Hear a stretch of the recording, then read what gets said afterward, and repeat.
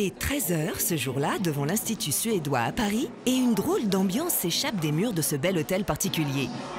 À l'intérieur, on se croirait en boîte de nuit. DJ, musique à fond, spots multicolores et 200 personnes qui se déhanchent sur le dance floor. On appelle cela le lunch beat. Alors le lunch beat, c'est un concept très simple. 1 heure de musique, un sandwich et une bouteille d'eau. Voilà. Et on danse comme des malades et ça permet de se défouler et faire quelque chose de différent pendant l'heure de déjeuner. Une initiative qui redonne envie de prendre une vraie pause à midi. Ces 20 dernières années, les pauses déjeuner se sont réduites comme peau de chagrin. d'1 h 30, on est passé aujourd'hui à 22 minutes en moyenne. Or, pour être efficace au travail, il faut savoir recharger ses batteries. L'idée principale, c'est de faire quelque chose de différent, de justement déstresser un petit peu, de trouver de l'énergie au lieu de justement avoir une pause qu'on doit faire au plus vite et après tout de suite attaquer le travail après. Ça donne de l'énergie. Le concept a été inventé en 2010 en Suède et a rapidement fait des émules un peu partout dans le monde. Une manière aussi de promouvoir la culture et la gastronomie de ce pays, car ici, les sandwichs sont au saumon, à l'élan ou aux rennes. Des saveurs originales qui font voyager. Moi j'ai pris le sandwich à l'élan avec de la myrtille. C'est très sympa et surtout ça change et c'est la première fois que je goûte de l'élan. Durant le lunch beat, plusieurs règles sont à respecter.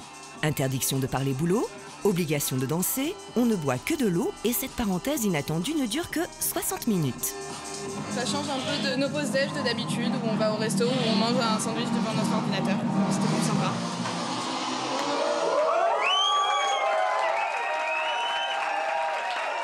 Il est 14 h, la fête est terminée jusqu'à la prochaine édition qui aura lieu début juin. Il est temps de reprendre le chemin du travail, avec le sourire. Si certains aiment se dépenser pendant leur pause repas du midi, d'autres, au contraire, en profitent pour renouer avec une tradition un peu perdue, la sieste. Alors qu'est-ce qu'on fait aujourd'hui? Un programme relaxant ou quelque chose de plus tonique? Relaxant? Pareil. Très bien. Nous sommes dans le premier bar à sieste de Paris. Grâce à ces fauteuils ultra perfectionnés, Anaïs et Salwa vont profiter d'une petite sieste réparatrice de 25 minutes. Tout va bien? Bonne sieste. C'est un fauteuil qui vous incline dans une position assez particulière, c'est la position de gravité neutre. Alors cette position est utilisée dans la NASA, donc lors du décollage des fusées. Les astronautes sont positionnés de cette manière afin de neutraliser le poids de leur épine dorsale. Résultat, une décontraction totale accentuée par des programmes de massage avec des coussinets gonflants intégrés au fauteuil. Ici, on évacue le stress tout en douceur. C'est déjà la 4e fois que je viens. Je passe des semaines de folie avec mon travail et j'ai besoin d'un petit moment de répit, on va dire. Nous vivons un rythme effréné. On dort de moins en moins bien.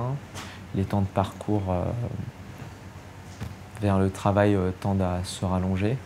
Donc fatalement, ça se répercute par des troubles du sommeil et de l'humeur.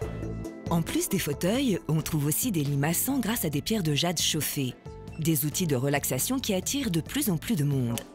Nous avons essentiellement une classe active, des personnes qui travaillent dans le quartier, dans le voisinage. Ils viennent pendant leur pause déjeuner ou après le travail. La sieste permet de profiter d'un petit moment avec soi-même.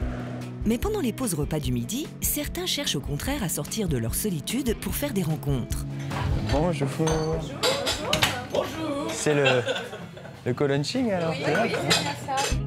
Patrick s'apprête à participer à son premier co-lunching, c'est-à-dire un déjeuner partagé par plusieurs convives qui ne se connaissent pas forcément et qui se donnent rendez-vous via un site internet pour partager un repas. Un concept imaginé par Sonia il y a 2 ans. C'est destiné à tout le monde parce que si vous êtes salarié, vous avez une cantine, c'est un peu répétitif. Vous pouvez avoir envie de vous changer un peu les idées.